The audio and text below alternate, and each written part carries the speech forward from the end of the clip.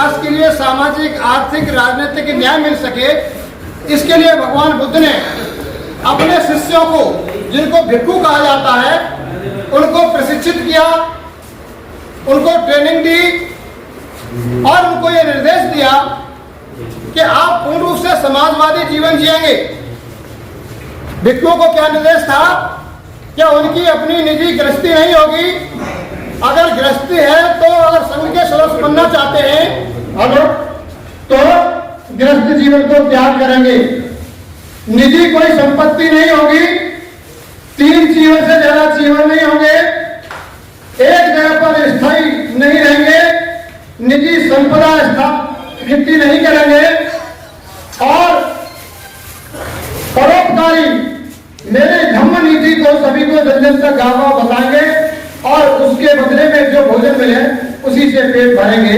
इतना त्यागी संघ भगवान बुद्ध ने 2500 साल पहले समाज को सुधारने के लिए बनाया, जिसका नाम रखा था भिक्षु संघ, क्योंकि उनका जीवन आपके भोजन दान पर ही निर्भर था, निजी संपदा संचित नहीं थी।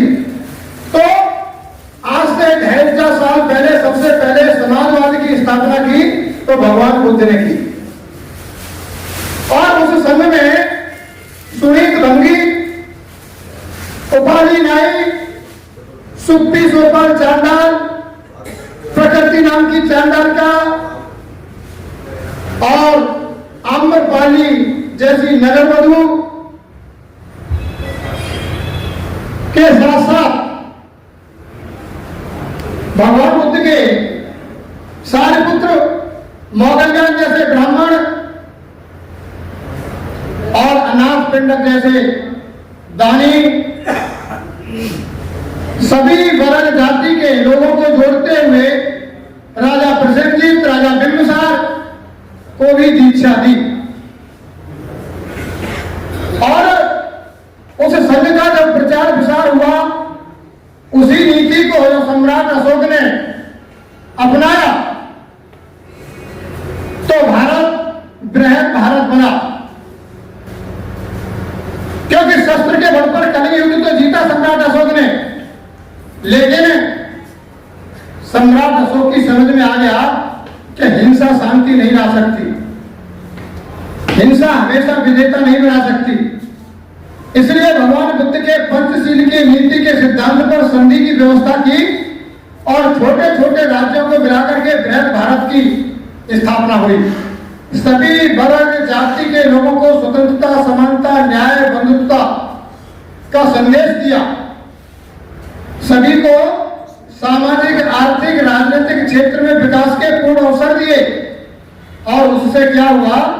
भारत सोने की चिड़िया बना, बुद्ध के ज्ञान से विश्व गुरु बना। लेकिन पुनः भारत में कुछ जातिवादी मानसिकता के लोगों ने उस व्यवस्था को ध्वस्त किया और देश को पुनः जातिवादी व्यवस्था में बांट करके उस जाति व्यवस्था को बनाए रखने वाला मनुस्मृति जैसा ग्रंथ बना करके फिर से विषमता का जहर घोल दिया और उसका बड़े पैमाने पर प्रचार प्रसार किया। उस जाति व्यवस्था के कारण भारत इतने टुकड़े टुकड़ों में, जातियों में बट गया कि उनका आपसी भाईचारा तो छोड़िए, छूना भी अभिशाप घोषित कर दिया। जब इस बात की विदेशी ताकतों को पता लगा कि भारत के लोग जाति व्यवस्था में बटे हुए हैं, इनमें एकता तो छोड़िए, ये एक दूसरे से छू नहीं सकते और बहुत बड़ा वर्ग शस्त्र और शिक्षा से ही वंचित है, तो क्यों न उस फूट का फायदा उठाया जाए। इसलिए इस देश की जो सारी संपदा मंदिरों में थी उसे विदेशी हमलावर लूट कर ले गए और हम देश के लोग सब देखते रह गए। इस वीडियो को लाइक करें, हमारे चैनल को सब्सक्राइब करें और बेल आइकन जरूर प्रेस करें हमारी न्यू वीडियो सबसे पहले देखने के लिए।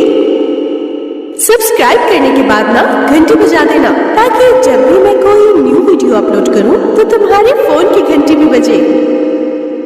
Welcome to our YouTube channel. Don't forget to like, subscribe and share the videos.